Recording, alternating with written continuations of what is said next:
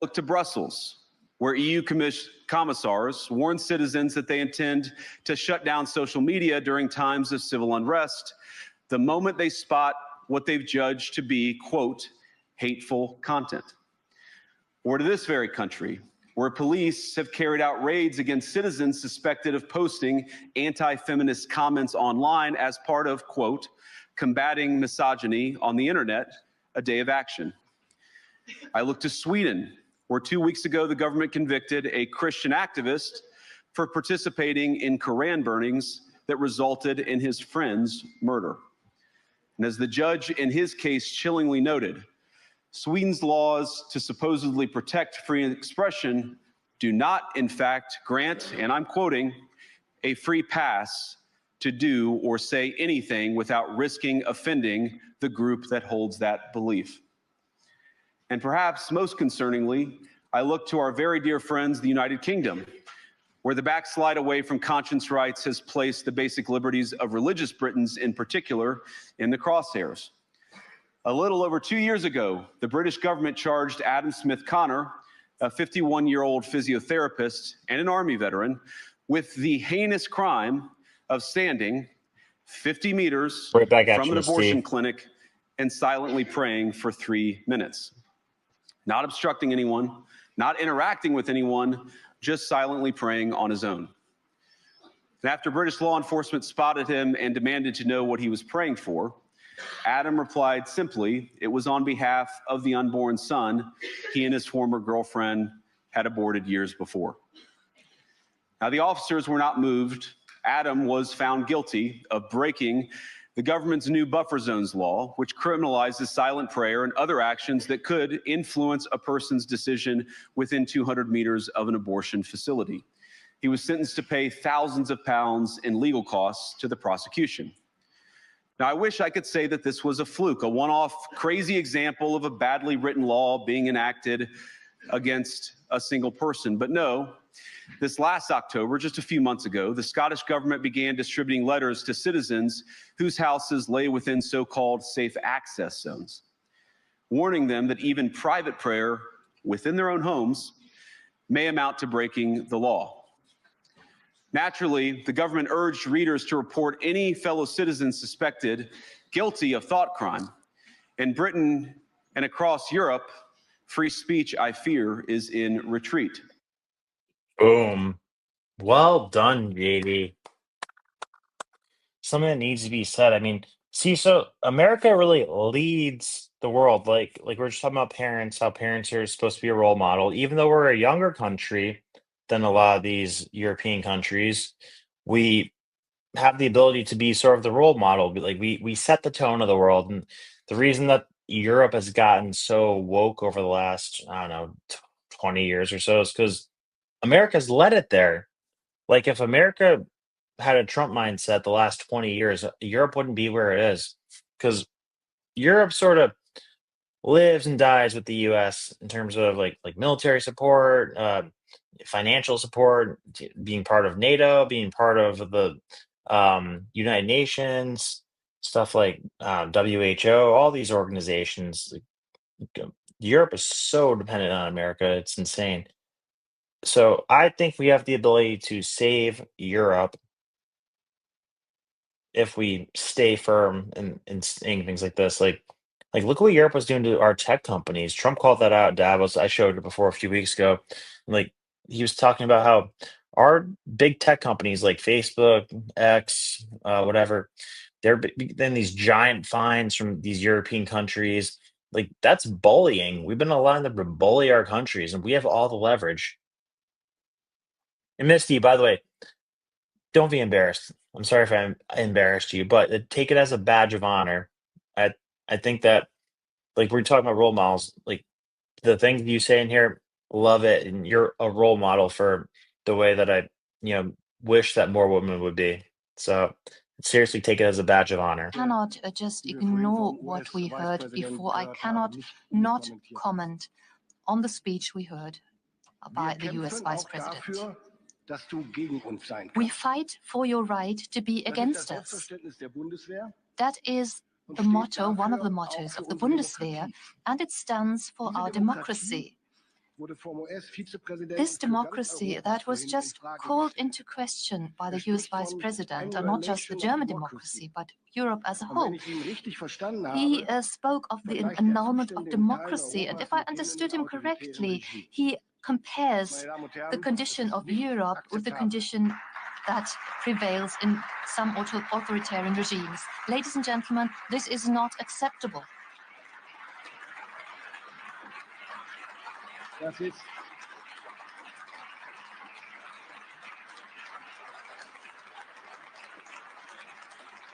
Did you hear what he just said right there? For your right Sorry, I have to rewind this. I was responding to comments. to be against, ignore what we heard. This is why I cannot just ignore what we heard before. I cannot not comment on the speech we heard by the US Vice President.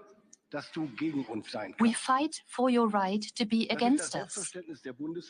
That is the motto, one of the mottos of the Bundeswehr, and it stands for our democracy. This democracy that was just called into question by the US Vice President, and not just the German democracy, but Europe as a whole.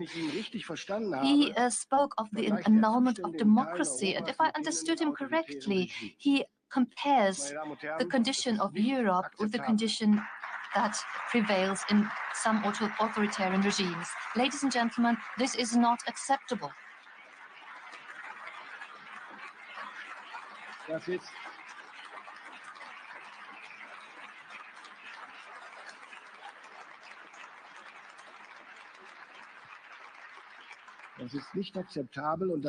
This is not acceptable.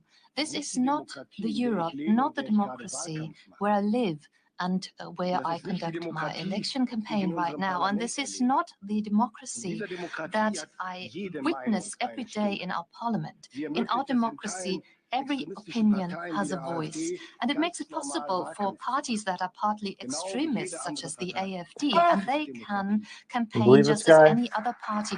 This is democracy. And if the Vice President had the opportunity to switch on his TV set when he arrived yesterday, he would have seen one of those candidates in primetime TV. By the way, we even admit media that spread Russian propaganda, and the representatives of the federal government answer their questions. Nobody is excluded. But democracy does not mean that a vociferous minority will automatically be right, and they cannot decide what truth is. It does not mean that anyone can say anything, and democracy must be able to defend itself against extremists that try to destroy it. Did you hear that? He said democracy does not mean that anybody can say anything. Yeah, it's because you don't have the first fucking amendment, Mr. German minister guy. What's this guy's name? Boris Pistorius. Good. Yeah. You believe that shit? I am happy to live in Europe where this democracy is defended every day against its internal and external enemies.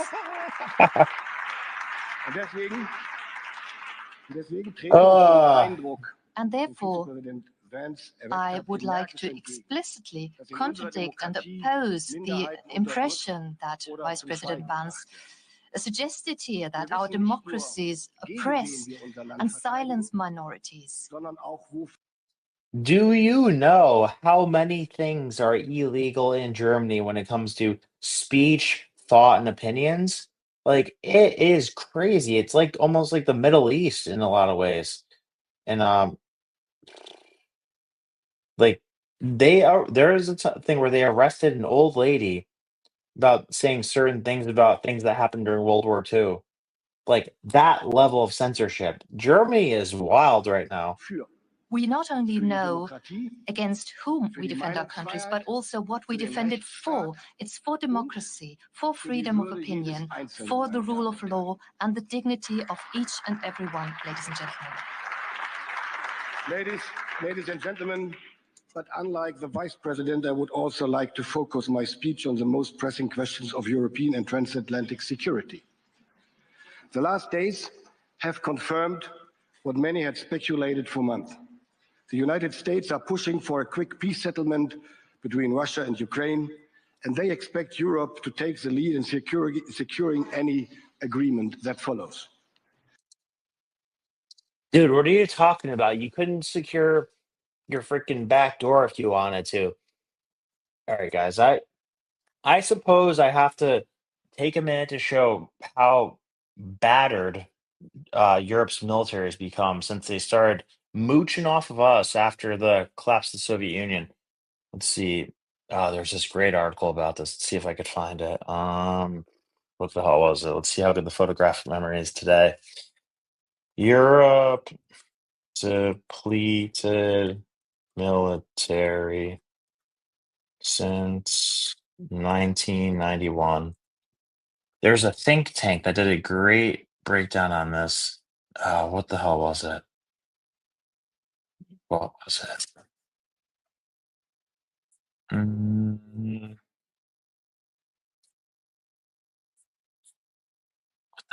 it was a British think tank that had a name that sounded Russian. I remember that because it wasn't a Russian think tank, but it sounded like it. Ah, man. Let's see if I could find this real quick. Europe military size by year.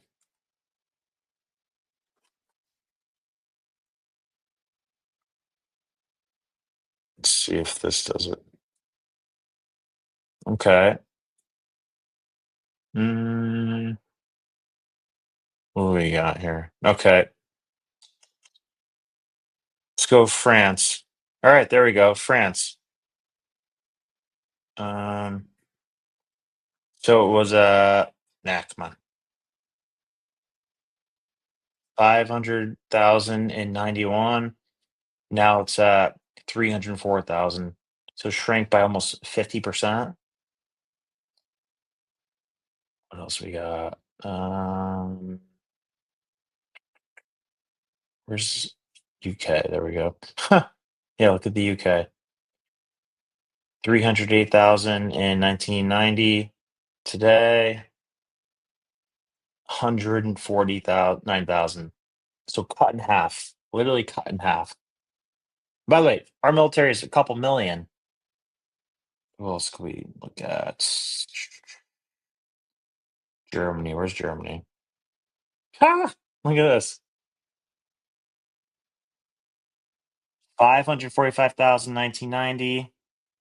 Yeah, boom. Already loses like, was that 10% the first year? Today it's at, oh my God, 184,000. So it's down like, what is that?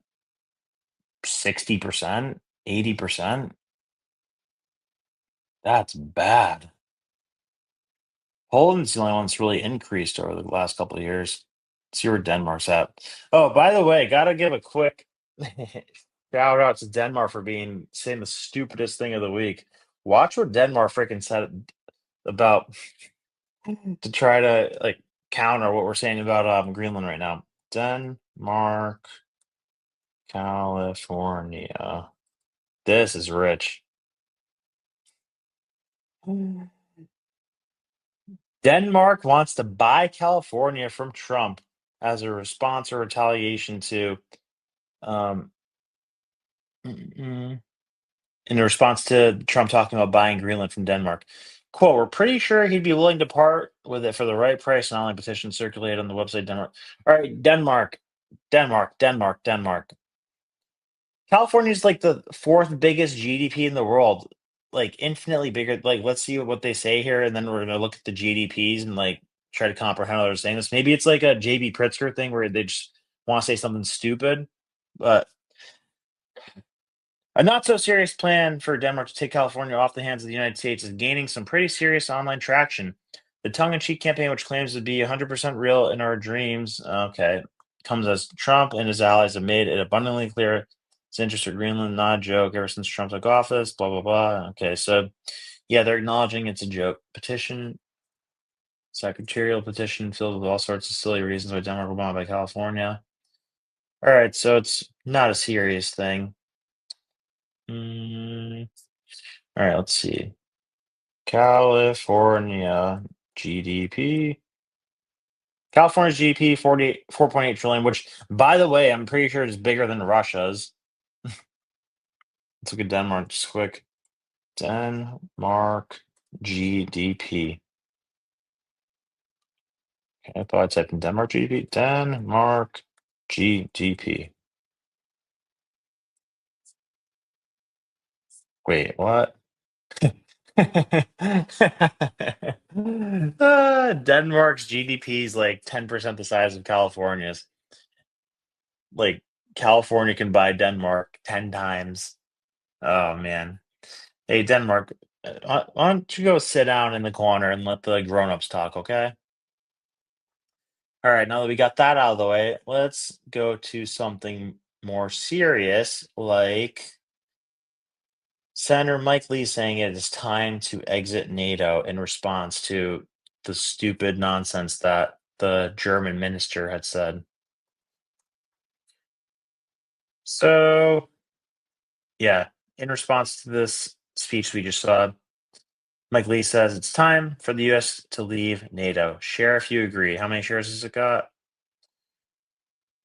5.4 thousand reposts. Okay. Not quite picking up a ton of momentum yet, but guys, you're playing with fire. What are you doing? What are you doing? Like, see, they haven't been spanked in a while, Europe, but I don't know. Maybe these tariffs will put them in their place. Maybe pulling some funding from NATO at first, but if oh my god, you know how scared they would be if we actually got out of NATO? Like, let me try to find this freaking article. Let's see. I think it's called Russi Europe Military Production. Mm. Yeah, I think we did an episode about this with PVD. So let's see. Valuetainment, World War III. Come on, where's this thing? Here we go. So I remember in this video, we laid this out. Let's see if I could find this real quick.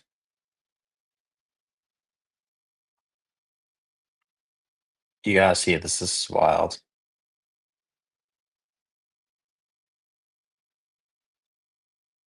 Here we go. For aid to Ukraine. EU struggling to supply 1 million artillery shells to Ukraine. US 70% of NATO's defense spending in 2022 and EU's defending spending up 20% the past decade. Russia, China up 300. China's up 600. British military, highest Here we rated go. European Here we go. military, ranks below Russia, China, and India. Only 150 deployable tanks, There you 12 go. long range artillery pieces. Let's look at France. Second highest rated European power, ranked below South Korea, Pakistan, and Japan. 90 heavy artillery pieces. Denmark, no heavy artillery, submarines, air defense systems. German military, look how powerful they used to be compared to what they are today. At the end of Cold War, they had 500,000 soldiers in West Germany, 300,000 in East Germany. West Germany alone had more than 7,000 battle tanks by the 1980s. Today, only 180,000 personnel, and they went from 7,000 tanks to 200 tanks, only half of which are likely operational according to government officials. The country's industry can make only about 3 tanks a month. That's 36 a year, Imagine these that. officials said. Germany's army has enough ammunition for 2 days of battle. That's what Ah! Germany's got. 2 days. So that's where you're at, Jeremy. So where do you find the audacity to talk the shit you're trying to talk? It's insane. It's like they're delusional. They're literally delusional. Like maybe they don't think that the US would actually have the balls to leave them behind and, call their bluff, but man, we're getting close to that. Like if they start seriously censoring people the way that they have been what do I mean if they start censoring people? Like if they keep censoring people the way they have in the UK and the way that they have in Germany, I don't know if France is as bad, but UK and Germany, very, very bad. Scary stuff going on there. Days of But- battle. Germany was But one of the weirdest things, though, is like I talked about a few weeks ago, how Trump said that, what's his name? Kieran Starmer is a great guy. I do not know what's going on with that. We talked about the theory that, I don't even know if I talked about it on this show. There's a theory out there that maybe he did that because there's like a clause in a contract somewhere where they need UK approval to buy Greenland. So maybe he's trying to stand on Starmer's good side right now, but that's a very weird one. Very, very weird one. If you enjoyed the short clip, click right here to watch the full episode, and remember to subscribe to the channel. God bless.